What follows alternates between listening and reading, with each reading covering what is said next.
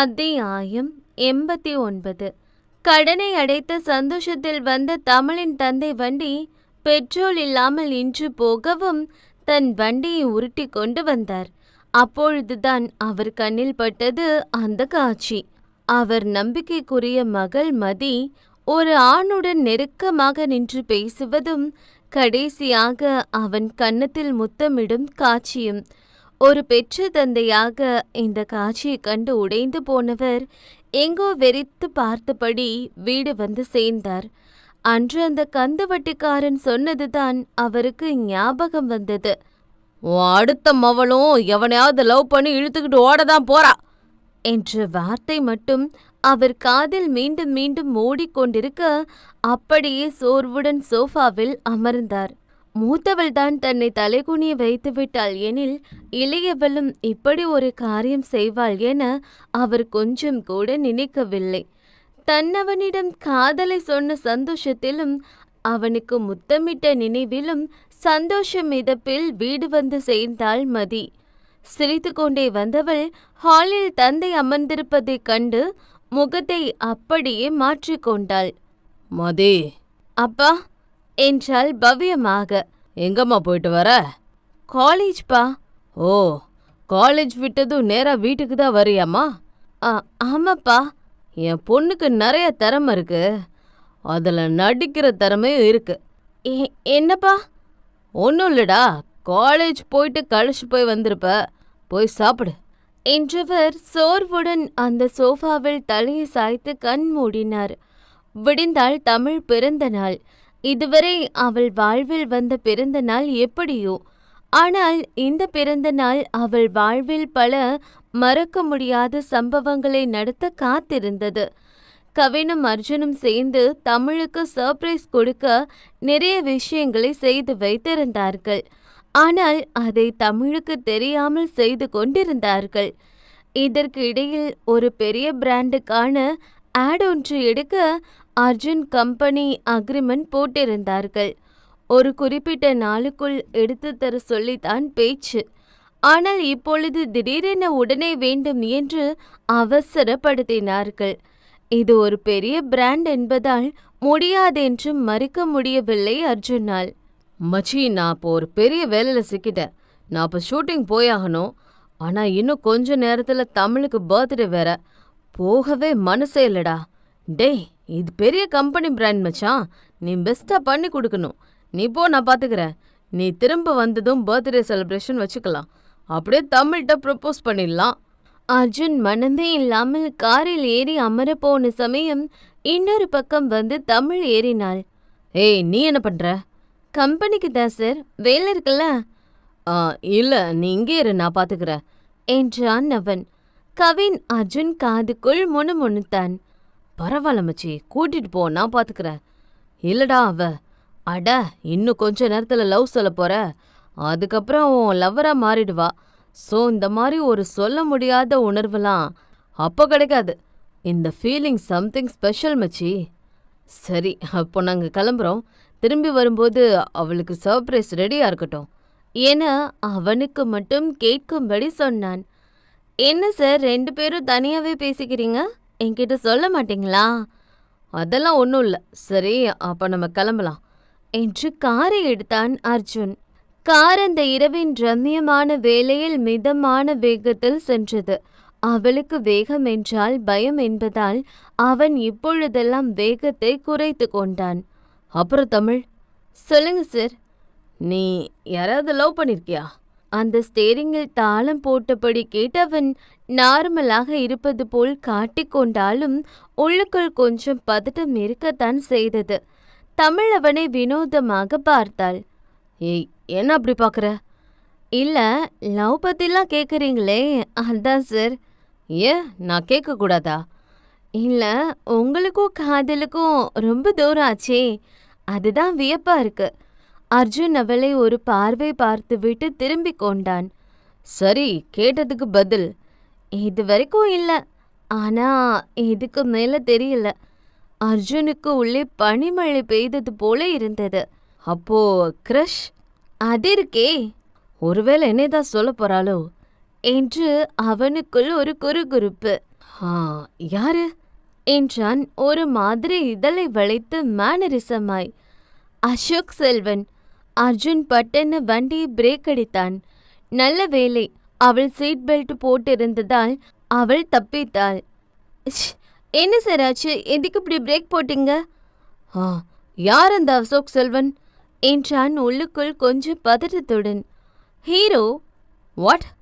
அட hero sir. Oh my கடவுளே movie பார்த்துருக்கீங்களா? அதில் வருவாரே அவர் தான் எனக்கு க்ரஷ். அந்த படத்தில் அவர் ரொம்ப பிடிச்சி போச்சு. அர்ஜுன் தமிழ் படம் பார்ப்பதெல்லாம் கொஞ்சம் ரேர் தான். அவன் வெறும் ஆங்கில படங்கள் மட்டும்தான் பார்ப்பான். அதனால் அவனுக்கு அந்த அசோக் செல்வன் யாரென்றே தெரியவில்லை. வெயிட் செகண்ட், அர்ஜென்ட்டா ஒரு ஃபோன் கால் பேசணும் என்றான் கார் கதவை திறந்தபடி. ஓகே சார் என்று அவள் உதட்டை சுளித்து கொண்டாள். சிரித்த முகத்துடன் வெளியே வந்த அர்ஜுன் அவசரமாய் அவன் ஐபோன் எடுத்து அதில் அந்த அசோக் செல்வன் என்ற பெயரை சாட்ஜிபிடியில் அடித்து பார்த்தான். அதில் அசோக் செல்வன் புகைப்படம் மற்றும் அவன் நடித்த படங்கள் எல்லாம் வரிசையாக வந்தது. அர்ஜுன் முகத்தை பார்க்க வேண்டுமே. அதென்ன, என்னை விடவா இவன் நல்லா இருக்கான்? அந்த பேர் சொல்லும் போதே அவன் மூஞ்சில் எவ்வளோ பிரகாசம். ஏதோ கொஞ்சம் க்யூட்டா இருக்கான், அவ்வளோதான்.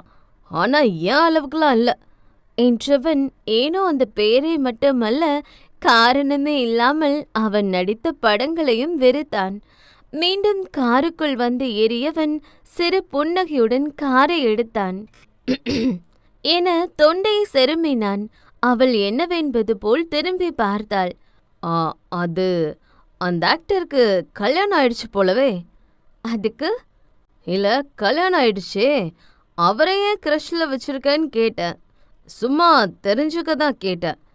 தமிழ் அவனை சந்தேகமாய் பார்த்தாள். வாட்? அவரை பற்றி சர்ச் பண்ணி பார்த்தீங்களா? என்கிட்ட ஃபோன் பேச போகிறதா தானே சொல்லிட்டு போனீங்க. ஃபோன் தான் பேசினேன். சும்மா அவர் எப்படி இருப்பார்னு ஒரு க்யூரியாசிட்டி, அதனால பார்த்தேன். ஓ சரி, இப்போ சொல்லுங்க, அவர் க்யூட்டாக இருக்கார்ல? என் அளவுக்கு இல்லை என்று முணுமுணுத்து கொண்டது அவன் இதழ்கள். என்ன சொன்னீங்க? ஆமான்னு சொன்னேன் என்றான் கொஞ்சம் கடுப்பாக. அவருக்கு தான் கல்யாணம் ஆயிடுச்சே, அப்புறம் ஏன் க்ரஷ் லிஸ்டில் வச்சிருக்க? இதென்ன வம்பா போச்சு? கல்யாணம் ஆனா என்ன என்றால் சாதாரணமாய் தோல் குலுக்கி. அவர் ஒய்ஃப் பாவம் இல்லையா? இப்படி எல்லாரும் அவங்க புருஷனை க்ரஷ்ன்னு சொன்னா அவங்களுக்கு கஷ்டமா இருக்காதா? இல்லை கோபந்தான் வராதா? கல்யாணமாகாம சிங்கிளா எவ்வளோ பசங்க இருக்காங்க, உன் கண்ணு முன்னாடியே இருக்காங்க. என்ன?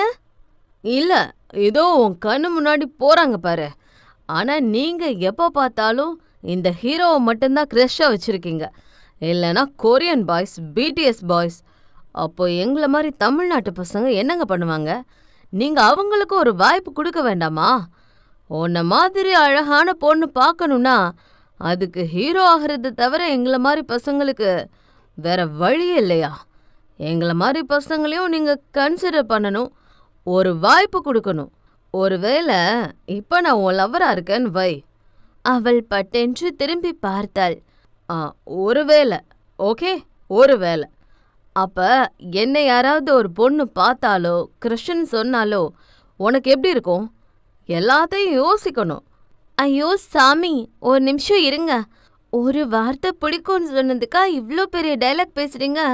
முடியல சாமி, இனிமே என் வாழ்க்கையில க்ரஷ்ன்னு ஒன்று வச்சுக்கவே மாட்டேன். போதுமா? ஏய், உன்னை வச்சுக்க வேண்டான்னு சொல்லலை. க்ரஷ் இருந்தால் தான் லைஃப் நல்லாயிருக்கும். பட் என்ன க்ரஷ்ஷாக வச்சுக்கோ என்றான் நெல் அவளை திரும்பி பார்த்தபடி. எது? ஐ மீன் எங்களை மாதிரி பசங்கள. நீங்க சொல்றது சரிதான். இனிமே ஹீரோஸ் இல்லாம உங்களை மாதிரி பசங்களை, அதுவும் தமிழ்நாட்டு பசங்களை மட்டும் க்ரஷ் லிஸ்ட்ல வச்சுக்கிறேன். போதுமா? அர்ஜுன் இதழ் மேல விரிந்தது.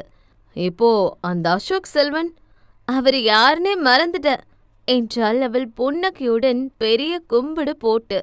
அர்ஜுன் இதழ் இன்னும் அழகாய் விரிந்தது. ஆனா ஒன்று சார், உங்களை கட்டிக்க போற பொண்ணு ரொம்ப கொடுத்து வச்சுவங்க. ஏன்? ஆமா, இவ்வளோ பொசசிவா இருக்கீங்களே. பொண்ணுங்களுக்கு இந்த மாதிரி பசங்களை தான் பிடிக்கும். அந்த லக்கி கேர்ள் நீ தாண்டி என்று எண்ணிக்கொண்டவன் அர்த்தமாக சிரித்து கொண்டான். அத்தியாயம் 90. அந்த பேலஸ் போன்ற வீட்டை அண்ணாந்து பார்த்தபடி அந்த வீட்டின் வெளியே நின்று கொண்டிருந்தார் தமிழ் தந்தை. அவரை வீட்டுக்கு வர சொல்லி அகிலாண்டேஸ்வரி தான் அழைப்பு விடுத்தார். அவர் வாசலுக்கு வெளியே கை கட்டி கொண்டு நின்றார். சார், உங்களை மேடம் உள்ள வர சொன்னாங்க என்று ஒரு இளம்பெண் ஒருவர் சொல்லிவிட்டு செல்ல இவரோ பவ்யமாக உள்ளே சென்றார். அந்த வீட்டை பார்த்து அவர் அசந்தே விட்டார். படத்தில் மட்டும்தான் இது போன்ற வீட்டை அவர் பார்த்திருக்கிறார். சார், உட்காருங்க, மேடம் வருவாங்க ஆ என்றவர் அங்கு பலர் அமரும்படி அமைக்கப்பட்டிருந்த சோஃபாவின் ஒரு ஓரமாக அமர்ந்தார். அப்பொழுது பட்டு சேலையும் உடல் நிறைய ஆபரணம் போட்டு சில பணக்காரர்களுக்கே உண்டான திமிருடன் இறங்கி வந்தார் அகிலாண்டேஸ்வரி. அவரை கண்டு பட்டென எழுந்து நின்றார் அவர். ஆ, உட்காரு என்றபடி அவர் முன்னே இருந்த அவர் மட்டும் அமரும் அந்த இருக்கையில் அமர்ந்தார் ஈஸ்வரி. ஏய், யாரங்க? கிச்சனில் இருந்து ஒரு வேலைக்கார பெண் ஓடி வந்தார். அவருக்கு குடிக்க ஏதாவது கொடுத்தியா இல்லையா? இல்லம்மா, இனிமேதான். அவர் சொல்லி முடிக்கும் முன் ஈஸ்வரியின் கரம் அந்த பெண்ணின் கன்னத்தில் இறங்கியது. வீட்டுக்கு வந்த விருந்தாளிக்கு குடிக்க ஏதாவது கொடுக்கணும்னு அறிவில்லையா? போய் எடுத்துட்டு வா. அவள் கன்னத்தில் கை வைத்தபடி கிச்சனுக்குள் செல்ல ஈஸ்வரியின் பார்வை இப்பொழுது தமிழின் தந்தை பக்கம் சென்றது. அவர் கொஞ்சம் பயந்து போய் சோஃபாவின் ஓரம் அமர்ந்திருந்தார். பயம் என்பதையும் தாண்டி ஒரு மரியாதை என்று சொல்லலாம். இதைத்தான் ஈஸ்வரியும் எதிர்பார்த்தார். தன் சம்மந்தி தனக்கு அடங்கி போக வேண்டும். தன் காலுக்கு கீழ் செருப்பு போல் இருக்க வேண்டும். அவர் என்ன சொன்னாலும் அதற்கு தலையாட்ட வேண்டும். சுருக்கமா சொல்லணும்னா ஒரு அடிமை மாதிரின்னு கூட சொல்லலாம். அப்புறம் வாழ்க்கை எப்படி போகுது? வேலை எப்படி போகுது? போகுது மேடம் என்றார் அவர் கொஞ்சம் பவ்யமாக. அந்த வேலைக்கார பெண் ஒரு கண்ணாடி டம்ளரில் எடுத்து கொண்டு வர ஈஸ்வரி மீண்டும் அவர் கன்னத்தில் ஒரு அடியை கொடுத்தார். ஏய், விருந்தாளின்னு சொல்ற, கண்ணாடியில் எடுத்துட்டு வர? போய் வெள்ளி டம்ளர்ல எடுத்துட்டு வா என்றார் ஓர விழியால் அவரை பார்த்தபடி. இல்ல மேடம், இருக்கட்டும், நான் இதிலே குடிச்சுக்கிறேன் என்றார் அவர் தயக்கமாக. என்னதான் இருந்தாலும் நீங்க ஏன் சம்மந்தி ஆக போறீங்க? நீங்க இதுல குடிச்சா நல்லாவா இருக்கும்? இந்த அகிலாண்டேஸ்வரி குடும்பத்துக்குன்னு ஒரு மரியாதை, கௌரவம் இருக்கு. மேடம், என் பையன் உங்ககிட்ட முன்னாடியே பேசிட்டான் போல, அதனால நான் சுத்தி வலிச்சு பேச விரும்பல. உங்க மூத்த பொண்ணு தமிழ என் 2வது பையன் சமருக்கு கட்டி கொடுக்குறீங்களா? அவர் கண்ணீருடன் கையெடுத்து கும்பிட்டார். என்னதான் பணம் காசு இருந்தாலும் பணத்துல மட்டும் இல்ல, நீங்க குணத்திலையும் உயர்ந்தவங்க தான் நிரூபிச்சிட்டீங்க மேடம். உங்க மனசு யாருக்குமே வராது. உங்க வீட்டுக்கு என் பொண்ண மருமகளை அனுப்ப நான் தான் புண்ணியம் பண்ணிருக்கணும் என ஈஸ்வரி காலை மட்டும்தான் பிடிக்கவில்லை அவர். ஈஸ்வரி நக்கலாக சிரித்தார். என்ன பண்ண? என் புள்ள கட்டுனா உன் பொண்ணத்தான் கட்டுவேன் நிக்கிறான். அப்படி என்னதான் உன் பொண்ணு என் பையனுக்கு சொக்குப்பொடி போட்டு முந்தானையில முடிஞ்சு வச்சிருக்காளோ தெரியல. ஓ மவளே மட்டும்தான் கட்டுவேன் நிக்கிறான். என் புள்ள விருப்பத்துக்கு நான் குறுக்க நிக்க முடியுமா? தமிழ் தந்தை தயக்கமாக கையை பிசைந்தார். சரி, இப்ப நான் உன்னை வர சொன்னது இன்னொரு முக்கியமான விஷயத்த பேசுதான். எனக்கு இன்னொரு புள்ள இருக்கான்னு சொல்லியிருக்கேன்ல? ஆமா மேடம். அவனுக்கும் கல்யாணம் பண்ணலான்னு யோசிக்கிறேன். நல்ல விஷயம் மேடம். பொண்ணு பார்த்துட்டீங்களா? அதுக்குத்தான் உன்னை வர சொன்னேன். நீ ஏன் உன்னோட 2வது பொண்ணு மதிய அவனுக்கு கட்டி கொடுக்க கூடாது? அவர் இதை கொஞ்சம் கூட எதிர்பார்க்கவே இல்லை. ஒரு மாதிரி என்ன சொல்வதென்னு தெரியாமல் உறைந்து போய் அமர்ந்திருந்தார். ஈஸ்வரி கையை தட்டினார். ஒருத்தர் ஓடி வந்து கவின் போட்டோவை கொடுத்து விட்டு சென்றார்.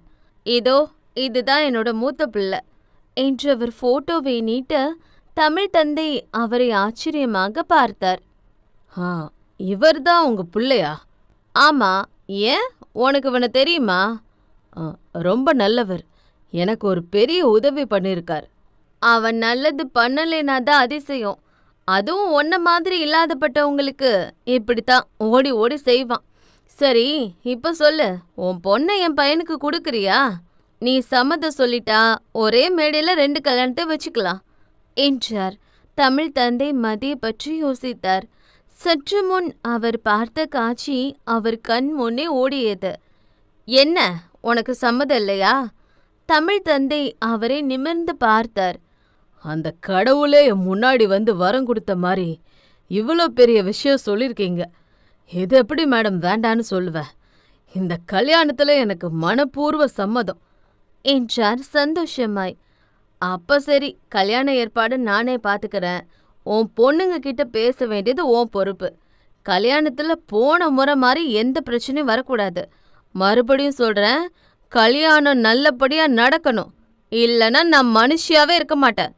புரியுதா? இந்த தடவை எந்த தப்பும் நடக்காது மேடம், அதுக்கு நான் பொறுப்பு என கல்யாணத்துக்கு சம்மதம் சொல்லி வெளியே வந்தவருக்கு எப்படி அவர் மகள்கள் இருவரிடமும் பேசி சம்மதிக்க வைப்பதென்றுதான் புரியவில்லை. அர்ஜுன் மற்றும் தமிழ் அந்த ஷூட்டிங் ஸ்பாட் வந்து சேர்ந்தார்கள். ஏற்கனவே அங்கே டைரக்டர் ஷூட்டிங் எடுக்க துவங்கிவிட்டார். அது ஒரு கார் கம்பெனி ஷூட்டிங் என்பதால் ஒரு ஹீரோ மற்றும் பெரிய ஹீரோயின் அதில் நடிக்க வந்திருந்தார்கள். மேனகா மற்றும் மாயா கூட அங்குதான் இருந்தார்கள். தமிழும் அர்ஜுனும் ஒரே காரில் வந்து இறங்குவதை அவர்கள் கவனிக்கத்தான் செய்தார்கள். மேனகா கரம் அனிச்சையாக அவள் கன்னத்தை தடவி பார்த்து கொண்டது. தமிழ் அடித்ததை இன்னும் அவளால் மறக்க முடியவில்லை. இவளை பார்த்தாலே எரிச்சலா இருக்கு. அவகிட்ட அப்படி என்ன இருக்குதுன்னு இவனுங்க 2 பேரும் அவ பின்னாடி நாக்க தொங்க போட்டு சுத்துறானுங்க. எனக்கு வர கோபத்துக்கு அப்படியே அவ கழுத்தை பிடிச்சி நெரிச்சு கொல்லலான்னு தோணுது என்றாள் கடுப்பாக. கூல் மேனகா, எல்லாரும் பார்க்குறாங்க, கொஞ்சம் காமா இரு. அங்கே அர்ஜுன் மற்றும் தமிழ் இருவருக்கும் ஜூஸ் கொடுத்தார்கள். அப்பொழுது தெரியாமல் ஜூஸ் கொஞ்சம் தமிழ் மீது கொட்டிவிட்டது. அவ்வளவுதான். அர்ஜுன் முகத்தை பார்க்க வேண்டுமே, அவனுக்கு அவ்வளவு கோபம் வந்தது. ஏ இடியட், பார்த்து வரமாட்டியா? கண்ணை எங்க வச்சிருக்க என்று அத்தனை பேரின் முன்னே அந்த லேபரை கொஞ்சம் கேவலமாக திட்டிவிட்டான் அர்ஜுன்.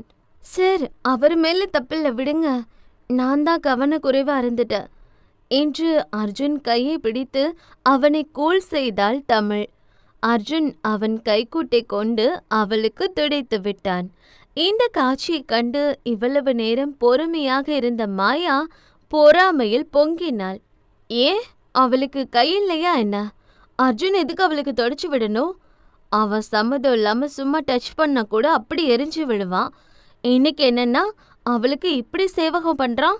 இதெல்லாம் பார்க்கும்போது அவள் ஏதாவது செய்யணும் போல இருக்கு என்று பல்லை கடித்து கொண்டாள் மாயா.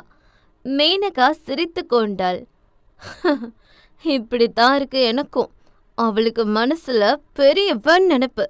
இவ்வளவு ஏதாவது பண்ணதான் நம்ம 2 பேர் ரூட்டும் கிளியர் ஆகும். உனக்கு அர்ஜுன் கிடப்பான், எனக்கு சமர் கிடப்பான். அதுக்கு நம்ம இவ்வளவு பெருசா ஏதாவது பண்ணிவிடணும் என்று வஞ்சகமாக எண்ணியவள் வேறு திட்டம் வகுத்தாள். தமிழ், நீ இங்கே வெயிட் பண்ணு, நான் வரேன் என்று அர்ஜுன் போனை எடுத்துக்கொண்டு எங்கோ சென்றான். அதே சமயம் மேனகா மற்றும் மாயா தமிழை தேடி வந்தார்கள். ஏ வேலைக்காரி, இங்க வா, ஒரு சின்ன வேலை இருக்கு. இல்ல, இப்ப நான். ஏன், அவனுக்கு செக்ரட்டரி ஆனா நான் சொன்னதை பண்ண மாட்டியா? இப்போ நீ எங்ககிட்ட தான் சம்பளம் வாங்குற, அதை மறந்துடாத என்றாள். சரி சொல்லுங்க, என்ன பண்ணணும்? இல்ல, அதோ ஹீரோயின் இருக்காங்கல்ல, அவங்களுக்கு லெமன் ஜூஸ் வேணுமா, நீயே போட்டு போய் கொடு என்றாள். சரி என தமிழ் ஜூஸ் போட சென்றாள். என்னடி பண்ற? அவங்க தான் ஷூட்டிங் வரும்போதே சொன்னாங்கல்ல அவங்களுக்கு லெமன் அலர்ஜின்னு, அப்புறம் ஏன் லெமன் ஜூஸ் கொண்டு போக சொல்ற? அந்த ஹீரோயின் ஒரு மாதிரி, அதாவது திமிரு பிடிச்சி பொண்ணு. அவ சொன்னதை மட்டும்தான் செய்யணும், இல்லைன்னா என்ன ஆகுன்னு இன்னும் கொஞ்ச நேரத்துல பாரு என்றாள் மேனகா வில்ல சிரிப்புடன். தமிழ் அந்த லெமன் ஜூஸை எடுத்து கொண்டு போய் அந்த ஹீரோயினிடம் கொடுக்க, மாடர்ன் உடையில் குடைக்கு கீழே நின்று சிகரெட் புகைத்து கொண்டிருந்த ஹீரோயின் அந்த லெமன் ஜூஸை எடுத்து அறிந்து விட்டு ஒரு மாதிரி இதழை சுழித்தபடி தமிழை திரும்பி பார்த்தாள். லெமன் ஜூஸா இது? தமிழ் ஆமா என்றதுதான் தாமதம். அடுத்த நொடி அவள் கன்னத்தில் இடியென இறங்கியது அந்த ஹீரோயின் கரம். அத்தியாயம் 91. அப்படி போடு என்று துள்ளி குதித்தாள் மேனகா. அன்னைக்கு இவன் மேல கை வச்சுன்னு அவன் என்னை அடிக்க வச்சான். இன்னைக்கு டாப்ல இருக்க ஹீரோயின் அடிச்சிருக்கா, என்ன பண்ணுவா என்று நக்கலாக சிரித்து கொண்டாள் மேனகா. தமிழ் கன்னத்தில் கை வைத்தபடி அவளை பார்த்தாள். யூ இடியட், லெமன் எனக்கு அலர்ஜின்னு சொல்லியும் அதை எடுத்துட்டு வந்திருக்கா, புல்ஷிட் என்று அவள் மீண்டும் தமிழை அடிக்க கை ஓங்கிய சமயம் அவளின் கை அந்தரத்தில் நின்றது. அவள் என்னவென்பது போல திரும்பி பார்க்க அங்கே கண்கள் சிவக்க அவள் கைகளை பிடித்திருந்தான் அர்ஜுன். ஏய், ஹூ ஆர் யூ மேன்? நான் யாருன்னு தெரியுமா? கையை விடு என்று அவள் கத்த அர்ஜுன் அவள் கையை இறுக்கி பிடித்தான். அவள் கரம் சிவந்தது.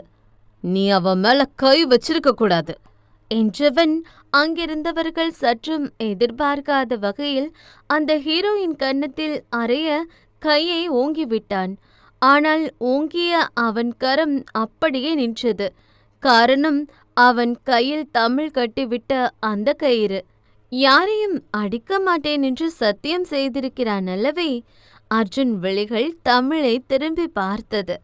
அவ உன்னை அடிச்சாதானே, இப்ப அதே அடியை நீ அவளுக்கு திருப்பி கொடுக்கணும்.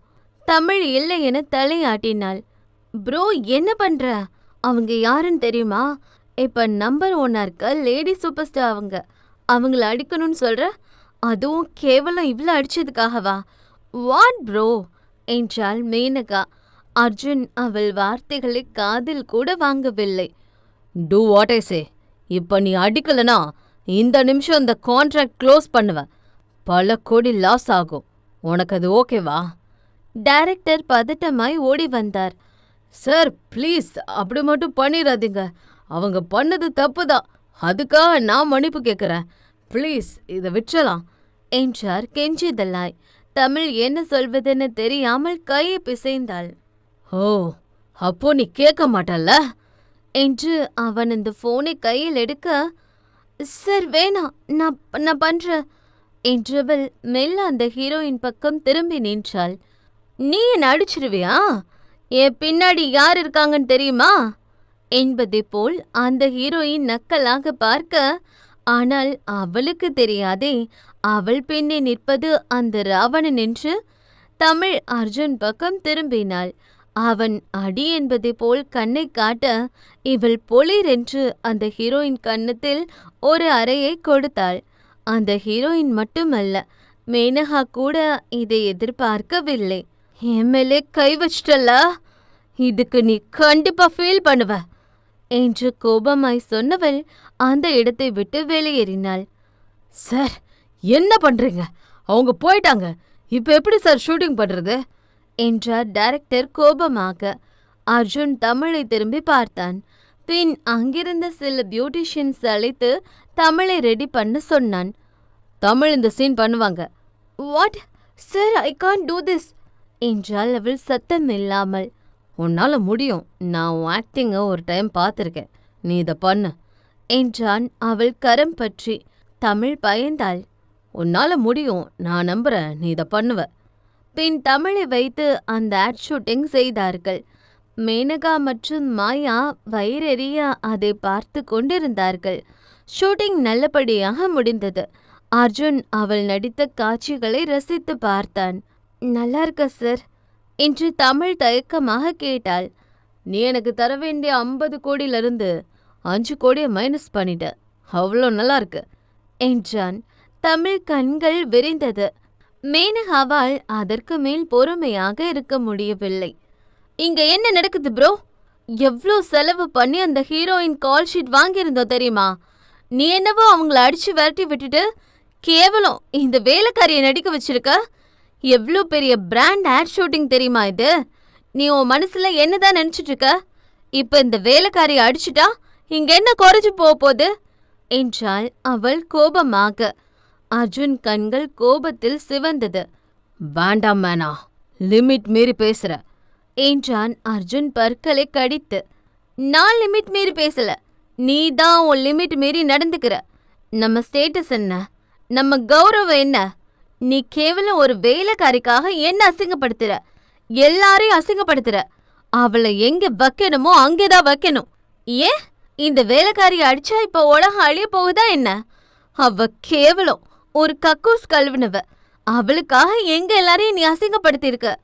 அர்ஜுன் கண்கள் இரத்த சிவப்பாக இருந்தது. வேண்டாம் மேனகா, அப்படி சொல்லாத. சார், வேணாம் சார், நீங்க கோவப்படாதீங்க என்று தமிழ் அவன் கையை பிடித்து அவனை கூல் பண்ண நினைத்தாள். ஏய், என்னடி பொன்றதை பண்ணிட்டு பெரிய நல்லவ மாதிரி நடிக்கிற? ஆமா, எனக்கு ஒரு விஷயம் மட்டும் சொல்லு. அதுபடி அப்பாவை மாதிரி முகத்தை வச்சுக்கிட்டு இந்த ஆம்பளைங்களை கைக்குள்ள போட்டு வச்சுக்கிற? அப்படி எதை காட்டி அவங்கள மயக்கி வச்சிருக்க? தமிழ் கண்கள் கலங்கியது. மேனகா, என் பொறுமையை ரொம்ப சோதிக்கிற. மரியாதை அந்த இடத்த விட்டு போ என்றான் அவள் பக்கத்தில் இருந்த கண்ணாடி பாட்டிலை இறுக்கி பிடித்தபடி. நான் ஏன் போகணும்? உனக்கு இங்க எந்த அளவுக்கு உரிமை இருக்கோ அதே உரிமை எனக்கும் இங்க இருக்கு. நீ எவ்வளோ ஒரு வேலைக்காரி கூட படுக்க எங்களை அசிங்கப்படுத்துவ, நாங்க பொறுத்து போகணுமா என்று அவள் சொல்லி முடிக்கும் முன் அர்ஜுன் கைகளில் இருந்த கண்ணாடி பாட்டில் அந்த சுவரில் பட்டு தெரித்தது. மேனகாவாய் பயத்தில் பட்டென மூடிக்கொண்டது. அவனுக்கு வரும் கோபத்திற்கு அவளை அடித்து துவம்சம் செய்ய வேண்டும் என்று தோன்றியது. ஆனால் அந்த கயிறு கையில் இருக்கவே அவள் தப்பித்தாள். அங்கிருந்த அத்தனை பேரும் சுற்றி நின்று வேடிக்கை பார்த்தார்கள். என்னடி பெரியவ மாதிரி பேசிட்டு இருக்க? என்ன சொன்ன? உனக்கு உரிமை இருக்கா?